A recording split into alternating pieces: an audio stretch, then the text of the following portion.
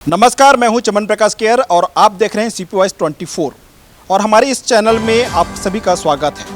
हमारे साथ आज एक ऐसे पार्टी का गठन हुआ है जिनके कार्यकर्ता और पदाधिकारी मौजूद हैं। हम उनसे आपको रूबरू कराएंगे। दरअसल हम उस पार्टी के बारे में आपको पहले अवगत करा देते हैं कि ये जो पार्टी इनको बनाने की ज़रूरत क्यों पड़ी।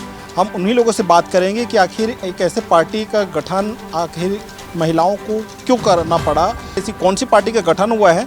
तो सीधे हम जो यहाँ के प्रदेश अध्यक्ष है और इस तरह से उन्होंने अपने पार्टी का गठन किया और क्यों गठन किया इसके बारे में बात करते हैं। हमारे साथ शोभा ठाकुर जो राष्ट्रीय अध्यक्ष मौजूद है, उनसे बात करते हैं। जी, आप बताइए कि आखिर आपके पार्टी का नाम क्या है और आपने क्यों ज़रूरत पड़ी कि आपको ये पार्टी गठन करना चाहिए। हमारे पार्टी का नाम है नारी शक्ति पार्टी। नारी शक्ति पार्टी मतलब ये नारियों की ही पार्टी है, महिलाओं की पार्टी है। और इसका ज़रूरत इसलिए पड़ा क्योंकि हम ही नहीं, हमारे साथ करीब 15,000 महिलाएं जुड़ी हुई हैं जिनका बस एक ही राय था कि नारी शक्ति के नाम से एक पार्टी बननी चाहिए जो नारी के समान अधिकारों को देखते हुए नारी को समान अधिकार दिलाने के लिए पार्टी बनानी चाहिए। तो इसका करीब 15,000 महिलाओं की सहमति के साथ ये पार्टी का गठन हुआ है। किस स्तर की पार्टी, क्या राष्ट्रीय क्षेत्रीय है? वैसे तो राष्ट्रीय पार्टी है, बट अभी क्षेत्रीय पार्टी बनी हुई है, लेकिन ये राष्ट्रीय पार्टी है, पूरे राष्ट्रीय लेवल तक जाएगी महिलाओं की पार्टी। और इसमें सिर्फ महिलाओं की भागीदारी रहेगी, इसमें कोई जेंट्स नहीं रहेगा हमारी पार्टी में। पूरे देश भर में ऐसे कई अलग अलग पार्टियां हैं, लेकिन आपकी पार्टी सिर्फ नारी शक्ति पार्टी, सिर्फ महिलाओं होने की बातें कह रही हैं। क्यों ऐसा हुआ कि आपको सिर्फ महिलाओं के लिए पार्टी का गठन करना पड़ा? इसलिए क्योंकि हमने हर क्षेत्र में देखा है कि महिलाएं भागीदारी तो बहुत अच्छे से निभाती है, हर जगह महिला अपनी भागीदारी निभाती है, लेकिन महिलाओं को जो अधिकार, जो सम्मान मिलने चाहिए वो पुरुष वर्ग के लोग नहीं देते हैं। कहीं ना कहीं महिलाओं को हर वर्ग में पीछे रखा जाता है। महिलाएं मेहनत तो बहुत करती हैं, लेकिन उनको जिस पोजीशन पहुंचाना चाहिए वहां पर पुरुष नहीं पहुंचाते हैं। मतलब यूज़ तो करते हैं, लेकिन उनको जो मान सम्मान मिलना चाहिए वो कभी नहीं मिलता है। इसलिए नारी शक्ति का गठन करना पड़ा। और हमें नारी शक्ति का गठन का सीधा मतलब है कि एक वार्ड अध्यक्ष, बूथ अध्यक्ष से लेकर MLA के सीट के लिए भी सिर्फ एक महिला ही खड़ी होगी, जो कि ना तो कभी कांग्रेस में हुआ है, ना भाजपा में हुआ है, ना आम आदमी पार्टी या कोई भी ऐसी पार्टी आप देख लीजिए जिसमें पूरे के पूरे सीट में कभी महिलाएं खड़े नहीं हुई हैं। नारी शक्ति ही एक ऐसी पार्टी है जो पूरे विधानसभा में महिला ही खड़े होंगे। अभी आप वर्तमान में कांग्रेस पार्टी में थे और आप एक महिला विंग के प्रदेश अध्यक्ष थे, जो कौन से इसमें संगठन से आप जुड़े हुए थे कांग्रेस पार्टी से, और क्यों आपको वो पार्टी छोड़ना? All India pulling booth Congress से मैं स्टेट प्रेसिडेंट थी वर्तमान में। उसी पोस्ट में रहते हुए मैंने देखा कि हर क्षेत्र में, हर जगह महिलाओं के साथ कहीं ना कहीं मुझे ऐसा लगता था कि महिलाओं के साथ गलत हो रहा है, शोषण हो रहा है। मैंने बहुत बार इस चीज़ों को रोकने की कोशिश की, चूँकि मैं खुद एक महिला हूँ, लेकिन चूँकि हमारे से भी बड़े पोस्ट में लोग बैठे हुए हैं जो पुरुष वर्ग के हैं, तो मुझे ही रोका जाता था कि आप अपने काम से काम मतलब रखिए, जो मुझे हर बार खलता था। तो मैं हमेशा सोचती थी कि नहीं, मुझे महिला बहनों के लिए कुछ अलग, कुछ हटके करना है, जिससे मैं उनको उनके अधिकारों तक पहुंचा सकूं, उनकी पहचान अलग से दिला सकूं। सत्ता में कांग्रेस सरकार अभी है और आप उस संगठन में होने के जब आप थी, तो किन किन मुद्दों को लेकर के आप महिलाओं के हित में लड़ाई लड़ना चाह रही? जी, जब मैं सत्ता में थी तब भी मैं चाहती थी कि महिलाओं को रोज़गार मिले, स्वरोज़गार, हर घर रोज़गार, घर घर रोज़गार। तब भी मैं चाहती थी कि हर महिला को अच्छा स्वास्थ्य, अच्छा शिक्षा, अच्छा बिजली पानी मिले, सारी चीज़ें सुविधाएं जो महिलाओं को कभी नहीं मिलती थी। मैंने इसी को मुद्दा बनाकर, और सबसे बड़ी चीज़ ये कि आप भी देखे हो कि सरकार ने गंगा जल का कसम खाकर शराबबंदी की कसम खाई थी। 5 साल बीत गया लगभग, गंगा जल की कसम खा के शराबबंदी की कसम खाए थे, बशर्ते वो उन्होंने क्या किया है, उन्होंने ऑनलाइन डिलीवरी की है शराब की। तो इससे हर घर की महिला दुखी है और बहुत ज़्यादा दुखी है। और हमें नहीं लगता कि कोई भी सरकार, चाहे कांग्रेस हो या बीजेपी हो या आम आदमी पार्टी, कोई भी सरकार हो, अगर फिर से आती है तो शराबबंदी कर पाएगी या महिलाओं की तकलीफ को समझ पाएगी। इसी के मद्देनजर रखते हुए हमने महिलाओं से बात की और समस्त महिलाओं का यही ख्याल है कि एक नारी शक्ति नाम की पार्टी बननी चाहिए, जिसमें महिलाओं के हित को सोचते हुए महिलाओं के लिए ही काम करनी चाहिए। प्रदेश में और भी पार्टियां पहले से संचालित हो रही है। कई ऐसे पार्टियां हैं जो कई वर्षों से संचालन जिनका हो रहा है। इसके बीच में आप अपनी नई पार्टी है, नया संगठन आपने खड़ा किए हैं, कितने अपनी जगह बना पाएंगे? हम छत्तीसगढ़ में करीब 90 विधानसभा है। हम इसी सत्र में, इसी चुनाव में पूरे 90 के 90 विधानसभा महिलाओं को खड़ा करेंगे, लड़वाएंगे और हमें पूरा विश्वास है कि हमारी बहनें पूरी लीड के साथ विजय होंगी।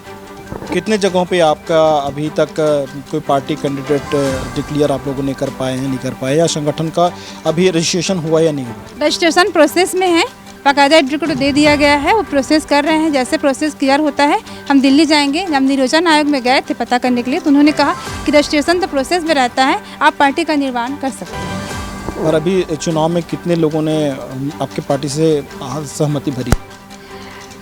कम से कम 9-10 लोगों ने, महिलाओं ने भरी है, लेकिन नेक्स्ट 15 दिन बाद एक हमारी बैठक है, उसमें कौन कैंडिडेट्स कहाँ से खड़े हो रहे हैं उनका नाम डिक्लेयर होना है। प्रमुख मुद्दे क्या हैं आपकी पार्टी? सबसे प्रमुख मुद्दा तो यही है कि शराबबंदी है। हमने कहा ना तो कांग्रेस ना तो बीजेपी कोई भी सरकार रहे शराबबंदी नहीं कर सकती। जो हमारी महिलाओं का ये पहला मुद्दा रहेगा हमारी पार्टी का कि शराबबंदी, हम शराबबंदी करके रहेंगे। सबसे उसके बाद दूसरा है हर घर रोजगार और घर घर रोजगार। देखिए बड़े बड़े होर्डिंग बोर्ड लगा देने से महिलाओं को रोजगार नहीं मिलता। शासन के तहत आप लोगों को उनके योजना के तहत जिसको भी रोजगार मिल रहा है हाथ उठाइए। हम बहनों से पूछ लीजिए, किसी ने हाथ नहीं उठाया, किसी ने, सब ने कहा कि नहीं हमें तो कोई रोजगार मिला नहीं, हम क्या ही हाथ उठाएंगे, सब बेरोजगार है। तो होर्डिंग बोर्ड लगाने से रोजगार नहीं मिलता है। जमीनी स्तर से आप सर्वे कीजिए ना, हमने सर्वे किया है, हर घर बेरोजगारी है, हर घर बेरोजगारी है। तो हमारा पहला मुद्दा है। दूसरा मुद्दा है कि हम बेरोजगारी दूर करेंगे। हम प्रयास करेंगे कि हर उस महिला को कम से कम 10 से 15 हज़ार रुपये मंथली वेतन हम काम दे सकें, ये दूसरा है। उसके बाद है, आप तो देख ही रहे हैं दवाई कितनी महंगी है, शिक्षा कितनी महंगे हैं। सरकार आती तो है, दावे तो बड़ी बड़ी करती है, लेकिन होता कुछ नहीं है। आप स्मार्ट कार्ड देखिए, स्मार्ट कार्ड बना दिए हैं, आप हॉस्पिटल में जाकर देखिए ना, स्मार्ट कार्ड नहीं चलता है। बना तो दिए हैं पर चलता नहीं है, गरीब पीस रहे हैं इस चक्की पे। उनको रहता है स्मार्ट कार्ड तो बना है तो सरकार फ्री में दे किसी के स्वास्थ्य, लेकिन होता कुछ नहीं है। आप नॉर्मल जाके देख लीजिए, कई प्रकार के नियम निकाल देंगे डॉक्टर लोग, ये नहीं चलेगा, वो नहीं चलेगा, ऐसा नहीं। तो क्यों निकाले हो भाई, इस जनता को बेवकूफ़ बनाने के लिए। जनता से बेवकूफ़ बन रही है। ये सारे मुद्दे हैं हमारी सरकार, अगर हमारी बहनों की सरकार अगर आती है तो हर घर रोजगार है। और हम तो यहाँ तक भी हम घोषणा पत्र में देंगे कि अगर हमारी बहनों की सरकार आती है तो हर घर के एक व्यक्ति को नौकरी दिया जाएगा, चाहे सरकारी हो चाहे प्राइवेट हो। जो प्राइवेट के लायक रहा है उसको प्राइवेट दिया जाएगा, तो सही को सरकारी दिया जाएगा। लेकिन बहनों को, हर घर की एक बहनों को 10 से 15 हज़ार रुपये प्रति महीने का वेतन का काम दिया जाएगा। वो बहनें जिस योग्य रहें, जिस योग्य काम करना चाहे उस योग्य, दवाई 1 रुपये की रहे चाहे 1 करोड़ की रहे, दवाई फ्री रहेगी। शिक्षा कितनी महंगी रहे, शिक्षा फ्री रहेगी, बिजली पानी फ्री रहेगी। हमारे साथ कुछ और पार्टी से जो जुड़े पदाधिकारी हैं उनसे बात करते हैं। आप पार्टी में क्या देख करके जुड़े हैं? क्या आपको लगा कि इस नारी शक्ति पार्टी से जुड़ने से आपका फ़ायदा होगा? मैं फ़ायदे की बात तो नहीं सोची। मुझे मतलब मैं जुड़ी हुई भी बेटी बचाओ मन से, और वृद्धाश्रम भी मतलब जाती हूँ। वृद्धाश्रम में जाके बुजुर्ग लोगों का थोड़ा बहुत सेवा कर देते हैं तो मुझे बहुत ही खुश हो जाता है। और हम चाहते हैं कि सामाजिक सेवा में जब हमारी बहन खड़ी हुई है शोभा, है ना, तो हम भी उनका साथ देते थे नारी शक्ति में। ये जो मतलब सोच रही है करने का वो बहुत ही अच्छी है। तो हम चाहते हैं इनका सपोर्ट मिलना चाहिए, तो हम भी इनका सपोर्ट देंगे। नारी शक्ति को हम महान बनाएंगे, है ना, हमारी बहन का हम साथ देंगे। ऐसे क्या समस्याएं आप महिलाओं के साथ देखती हैं कि जिनका समाधान होना चाहिए, जो पूर्ववर्ती सरकार और वर्तमान सरकार नहीं पूरा कर पा रही?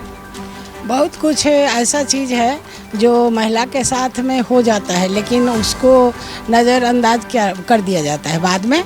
मतलब उस पर कोई जांच पड़ताल नहीं है। ये तो शुरू से होते आई है और हो ही रहा है अभी भी। तो हम लोग का उद्देश्य यही है कि जो नारी है वो भी स्वतंत्र है, जैसे पुरुष स्वतंत्र है वैसे नारी भी रहे, उनके ऊपर अत्याचार ना हो और उनके ऊपर कोई दबाव ना डाला जाए, और उनको भी रोज़गार जो जिस तहत से है उनको ऐसा रोज़गार मिला जाए। और हम लोग को कोई ये नहीं है कि ये सरकार खराब है, ये सरकार खराब है, सब सरकार ठीक है।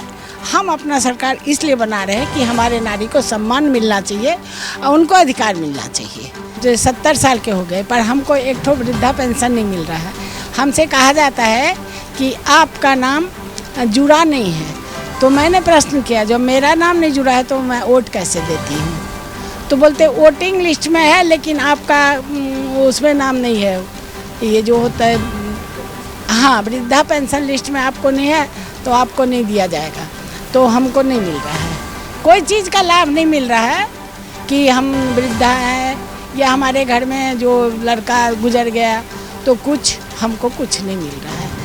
तो कुछ ना कुछ तो सरकार की तरफ से होना चाहिए जी, महिलाओं के लिए, सब महिला के लिए, बुजुर्गों के लिए, जो कुछ ना कुछ उनके लिए दवाई है, महीना का दवाई 1000 रुपया का चलता है, तो कुछ ना कुछ तो होना चाहिए उनके लिए, सरकार को करनी चाहिए, वो या चाहे भाजपा रहे या कांग्रेस रहे अपने। इसलिए ये पार्टी को हम लोग संगठन कर रहे हैं कि हम सबको देंगे लाभ। कहीं भी फॉर्म भरो तो वहाँ पैसा की बात करते हैं, लेकिन होते तो कुछ नहीं है। श्रम कार्ड भी बन गए हैं और वो बड़ा वाला मजदूर कार्ड भी बन गए, लेकिन उसका लाभ नहीं मिलते हम लोग को, कुछ लाभ ही नहीं मिलते हैं भैया, तो अब क्या करेंगे। इसीलिए चुपचाप बैठ जाते हैं घर में, न मजदूरी मिलती है, न कुछ नहीं, न कुछ चीज़ के लाभ ही नहीं मिलते हैं। हाँ, इसीलिए मैं नारी शक्ति ज्वाइन की हूँ।